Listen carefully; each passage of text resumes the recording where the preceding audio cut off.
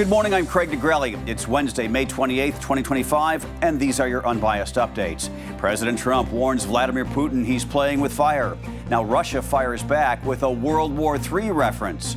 Plus, Elon Musk helped lead Trump's cost-cutting crusade, so why is he now blasting the president's massive new spending bill?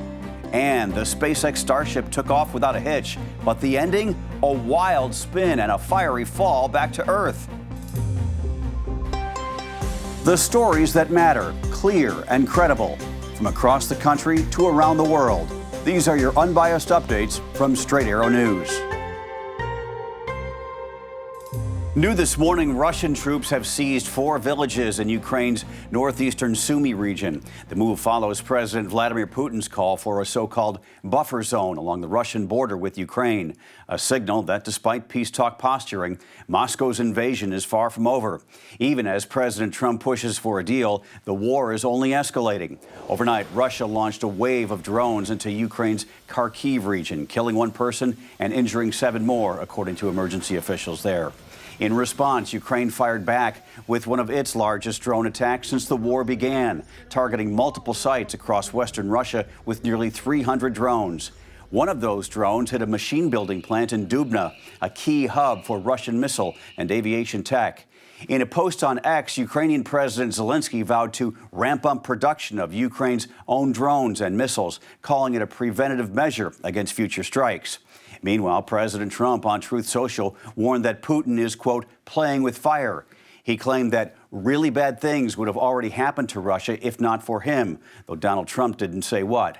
That drew a terse response from former Russian President Dmitry Medvedev, who posted, "I only know of one really bad thing, World War III. I hope Trump understands this." The Trump administration is asking the Supreme Court to greenlight deportations to third countries without first giving ousted migrants a chance to object. The emergency appeal comes after a federal judge blocked the deportation of 7 men, all convicted of serious crimes, who were about to be sent to war-torn South Sudan with just hours' notice. The judge ruled the men were not given enough time to raise concerns they might face torture or death. But the Justice Department argues it's under no obligations to ask, especially when deporting convicted criminals. The Trump administration is halting all new visa interviews for international students just days after suspending Harvard's ability to enroll foreign nationals.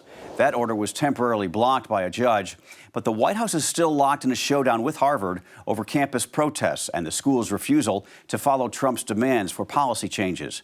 Now the administration is stepping up screening, including plans to vet what prospective students post on social media. Secretary of State Marco Rubio says studying in the United States is a privilege, not a right, and promises new guidelines soon on how online activity will be used in visa decisions. Elon Musk is hitting President Trump's one big beautiful bill with a not-so-beautiful reality check. In a new interview with CBS Sunday Morning, released late last night, Musk slams the House-passed package as a bloated mess and says it wipes out the work his Doge team did to cut government waste.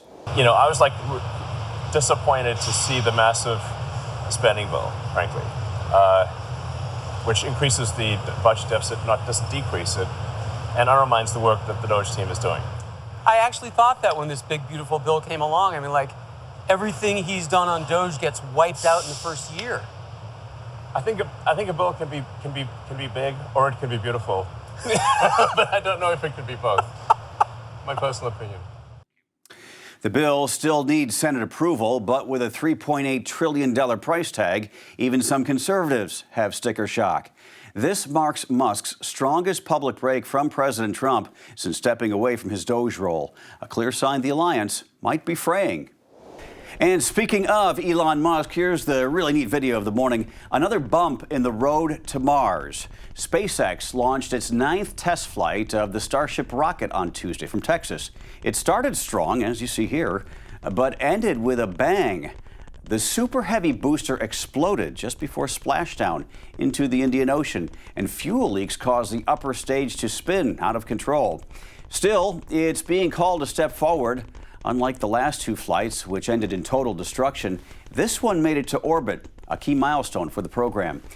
In a statement on Musk's social media platform X, SpaceX said, with a test like this, success comes from what we learn, and today's test will help us improve Starship's reliability as SpaceX seeks to make life multi-planetary. Finally this morning, Todd and Julie Chrysley, the reality stars behind Chrysley Knows Best, are about to walk free. President Trump says he's issuing full pardons for the couple. A jury in California convicted them of defrauding banks out of more than $30 million and hiding income from the IRS. A judge sentenced them in 2022, Todd to 12 years, Julie to 7. Prosecutors say their lavish lifestyle was funded by lies, fake documents, fraudulent loans, and tax evasion. But in a call from the Oval Office yesterday, Donald Trump told their daughter, Savannah, the couple's prison time is coming to an end. Your parents are going to be free and clean, and I hope we can do it by tomorrow. Savannah Chrysley spoke at the Republican National Convention last year, defending her parents and campaigning for Donald Trump. The president says the pardon is, quote, a correction of political bias in the justice system. Alrighty, those are your unbiased updates for this Wednesday. We'll see you back here tomorrow. For all of us here at Straight Arrow News, I'm Craig DeGrelli. Have a great day.